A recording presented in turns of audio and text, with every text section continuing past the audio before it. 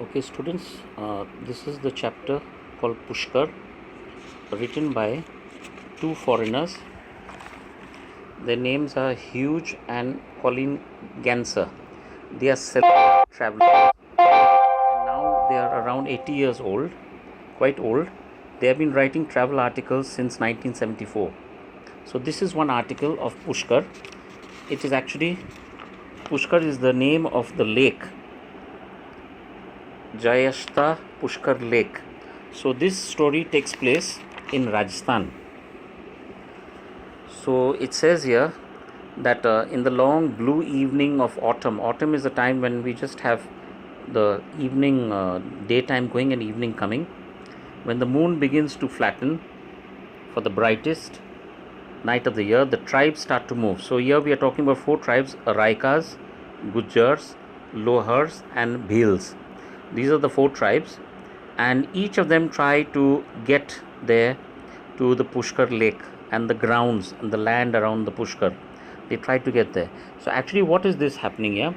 Pushkar is famous for one of the biggest farms, animal festivals.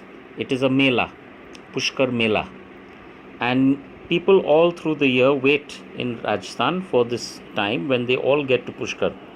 It is one of the world's most colorful animal fairs every year for centuries. It's not now, but it's going on for many years now. Cattle, sheep, goats, camels, horses are bought and sold after much bargaining. So people come there, bargain, they have discussions and then they buy it. It is also an annual gathering of families, normally separated by great stretches of desert. So sometimes Rajasthan is it's a desert area, so many families are not there staying close to each other. It is the time of this festival time that they get to meet. Just like in festival time, in the time of Diwali or the time of Dashera, people come to your house, from far away, even family members come. So same way, Pushkar is a festival where everybody from different parts get together at the Pushkar lake. So here Colin and Hugh are writing that relatives and friends reach each other and there is a great deal of fun, eating and shopping. Pushkar excited our senses. Even they were excited, the travelers. The sand felt soft under their feet. The irresistible aroma of the frying pakoras. So the scent of the pakoras and the succulent, the very juicy and soft golden jalebis emerged from a dhaba. They also, when they saw it, they were anxious to eat it. But when they went nearby, they saw that the owner was a man who looked like a wrestler, and he had the expression of a movie villain. His face was terrible, plus he looked like a wrestler, but they risked his appearance. They did not bother much and asked him what they wanted. So the jalebis were hot and crunchy, dripping with juicy sweetness. They enjoyed it. Remember, foreigners love our Indian sweets.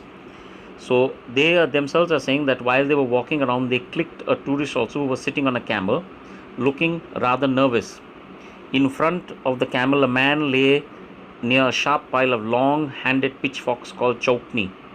He had a mobile phone in his ear, plastered, and he seemed to be managing everything, balancing everything very well.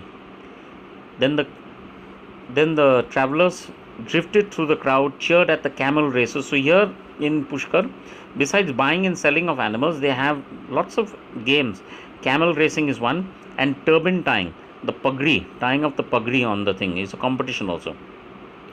Then of course they were thrilled at the roaring tensions of the well of death. This probably we have seen in Rangpur also, where they dig a big deep hole, they put planks at the side making a round hole, and in it we find this scooters or bikes going round and round inside. So powerful bikes spun around at terrifying speeds. We delighted at children chortling, laughing aloud as they tumbled out of the inflatable Mickey Mouse. Even an inflatable Mickey Mouse is there. Sometimes you see it in Vega Mall and other places. A man with a warrior mustache sat in a stall offering swords and shields of various shape. So somebody was selling swords. They visited a tent which housed a superb white horse. So inside a tent was a white horse with pink ears. The Haryanvi farmer, the farmer said that this animal was of the Nokra breed, of a particular breed, and it originally had been sold for 13 lakhs, but now of course the cost of this one horse was 51 lakhs. So he was showing it to people. On the next page we have, they strolled past shopping bangles, shopping women for the bangles, and of course the male companion was quite angry standing at the back. So even bangles were being sold. Remember, these bangles have glass pieces on it. It looks beautiful. The camels also were there slurping from a trough.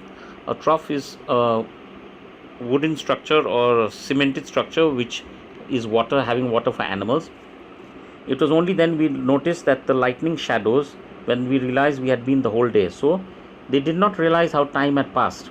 Suddenly they noticed it was getting quite dark, and they realized one whole day had passed. And they looked around and they found lots of camps on the plain put up, and fires were there. People were sitting around the fires and eating.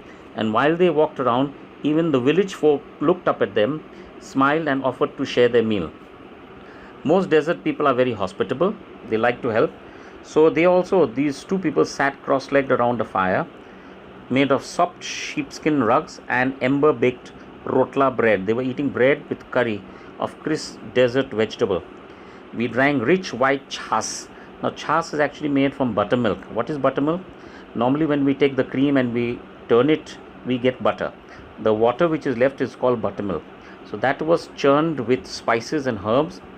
The sun, a flaming orange ball, sank slowly into the hot desert sands.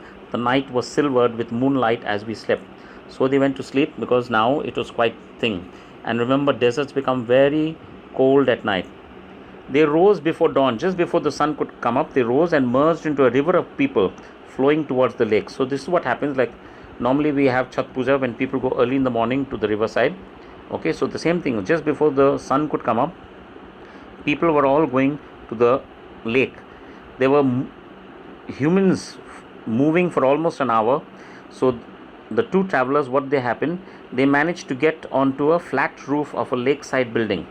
They did not want to go down, but they went on top of a building, and from there they had a panoramic view. They could see everything, and it was a beautiful sight, incredible sight.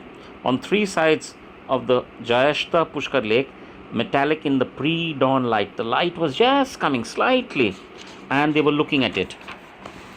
The steps leading down were crowded, and the bare-chested men and brightly dressed women. All eyes were fixed on the glowing eastern horizon. They were waiting for the sun. Then as a chip of the sun thrust out over the edge, bells began to ring.